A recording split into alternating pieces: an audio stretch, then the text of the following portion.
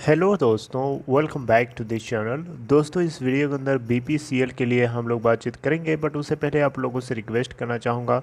दोस्तों, अगर आप चैनल को फर्स्ट टाइम देख रहे हैं, पहली बार देख रहे हैं, सब्सक्राइब करके बेल आइकन को हिट कर लीजिए और डीमेट अकाउंट ओपन कराना है तो डिस्क्रिप्शन बॉक्स में लिंक दिया गया है। दोस्तों, बीपीसीएल को लेकर के एक बहुत धमाकेदार खबर है। वो ये है कि बीपीसीएल अगले 5 सालों के भीतर भीतर अगले 5 ईयर्स में 30,000 करोड़ रुपए का इन्वेस्टमेंट करने जा रहा है। आपको पता होना चाहिए, अभी प्राइवेटाइजेशन की जो इसकी खबर थी, सरकार ने उसको क्लियर कट कर दिया है कि ये अभी प्राइवेटाइज करने के लिए तैयार नहीं है। ड्यू कोर्स यानी आगे जो सही समय आएगा उसी समय, सुटेबल जो टाइम होगा उस समय सरकार अपना नया एक्सप्रेशन ऑफ इंटरेस्ट ऑफर करेगी, इनवाइट करेगी। लेकिन अभी सरकार की तरफ से प्राइवेटाइजेशन वाले बिड को कॉल ऑफ कर लिया गया है।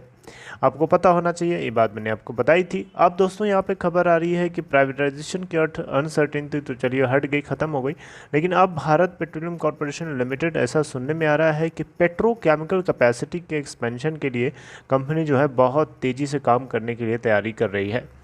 दोस्तों, कंपटीशन में, डायनेमिक मार्केट के कंपटीशन में बने रहने के लिए, फ्यूचर रेडी रहने के लिए बीपीसीएल प्लान कर रहा है काफ़ी ज़्यादा इन्वेस्टमेंट करने के लिए इन पेट्रोकेमिकल प्रोजेक्ट्स अगले 5 ईयर्स में। संजय खन्ना जो इस कंपनी के रिफाइनरीज के डायरेक्टर हैं, रिफाइनरीज के बीपीसीएल के, दोस्तों आपको बताना चाहूँगा 30,000 करोड़ रुपए से भी ज़्यादा का मैं मिनिमम बता रहा हूँ। Company could invest upwards of 30,000 crore in petrochemical expansion. BPCL plan कर रहा है कि डेट और इक्विटी दोनों के माध्यम से कैपिटल को रेस करना पड़े तो करेंगे। करंटली अगर हम देखें तो इस पूरे प्रोसेस को लेकर के डिटेल फिजिबिलिटी को लेकर स्टडी हो रही है, along with licensor selection is on.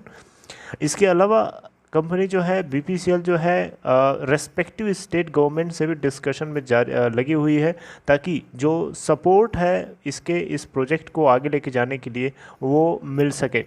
Expected है कि जो कैपेसिटी एडिशन यहाँ पे इस चीज़ को लेकर के है वो कंप्लीट हो जाएगा अगले 4 to 5 ईयर्स में। यानी it is expecting capacity addition work to be completed in next 4 to 5 years.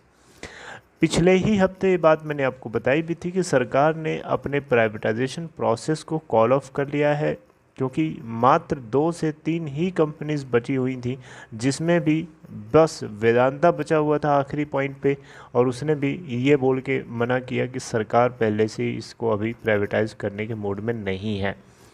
Right, government of India 52.98 लगभग 53% की स्टेक बीपीसीएल में ओन करती है, जिसमें से वो अपनी हिस्सेदारी को बेच करके अपने आप को फ्री करना चाहते हैं।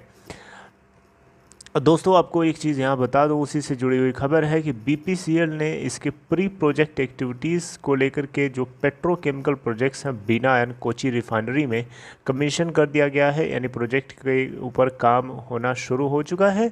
और जैसा कि कंपनी के इनिशियल एस्टिमेट्स के हिसाब से ये बोथ जो दोनों प्रोजेक्ट्स हैं they are going to be completed in 2026। India polymer consumer तो है, लेकिन यहाँ पे पर कैपिटा जो पॉलीमर कंज्यूमर पर कैपिटा जो पावर कंजम्पशन है 10 kg का है, जबकि वर्ल्ड दुनिया का जो एवरेज पॉलीमर कंजम्पशन है 35 kg का है। यूएसए का अकेले 90 kg का है, चाइना का अकेले 46 kg का है। ये पॉलीमर कंजम्पशन है पर कैपिटा।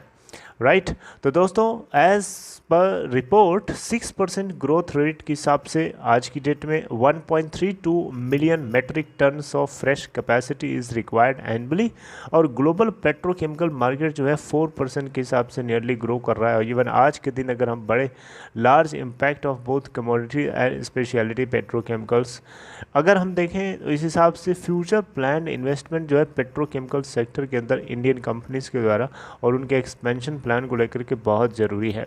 इंडिया के पास पोटेंशियल है ताकि वो तीसरा सबसे बड़ा प्रोड्यूसर बन सके यूएसए के बाद और चाइना के बाद, with transition from being a net importer to net exporter by 2030। Right, तो दोस्तों बीपीसीएल के बिना and Kochi refineries are petrochemical product deficit zone, and ये अवेलेबल होते हैं of raw material, availability of raw material here will be competitive advantages, यानी यहाँ पे जो competitive advantage इसको मिल सकता है इस deficit zone की वजह से, वो इसके लिए बढ़िया रहेगा, advantage रहेगा, राइट। तो दोस्तों low per capita consumption, looking at the growth and low per capita consumption of petrochemicals in India in recent years and the rate at which it is getting promulgated amongst the masses, it is expected that petrochemical business will offer a strong hedge against future uncertainties around fuels. तो दोस्तों मोटा मोटा आप ऐसे समझिए कि BPCL अपने privatisation के एजेंडे को साइड में रख करके अभी अपने पेट्रोकेमिकल एक्सपेंशन के ऊपर, पेट्रोकेमिकल प्रोजेक्ट को बढ़ाने का काम कर रहा है इनके 2 रिफाइनरीज के माध्यम से, और इसके चलते आगे आने वाले 5 ईयर्स में 30,000 करोड़ से भी ज़्यादा का इन्वेस्टमेंट करना पड़ेगा, और ये करेंगे और इसको रेज करेंगे इक्विटी के रूप में या फिर डेट के रूप में या दोनों के कंबाइंड के रूप में, ताकि इस मार्केट में, डायनेमिक मार्केट में अपने आप को कॉम्पिटिटिव बना के रखें। देखिए प्राइवेटाइजेशन तभी इसका पॉसिबल होगा जब कंपनी अपने लेवल से, अपने एंड से अच्छा कुछ कर रही होगी, बढ़िया कुछ कर रही होगी, तो वो ज़रूरी है, और उसको लेकर के कंपनी जो है पूरी तरीके से डेडिकेटेड होकर काम करना चाहती है। ऐसा यहाँ पे संजय खन्ना जो कि रिफाइनरीज के डायरेक्टर हैं, इनकी तरफ से बातें डिस्क्लोज करेंगे इकोनॉमिक टाइम्स के इस छोटी सी आर्टिकल में। आई होप मैंने आपसे डिस्कस किया, I hope you got it. अगर आपको ये कंटेंट समझ में आया हो, इस वीडियो को लाइक कर दीजिएगा, and take care, see you next time tomorrow.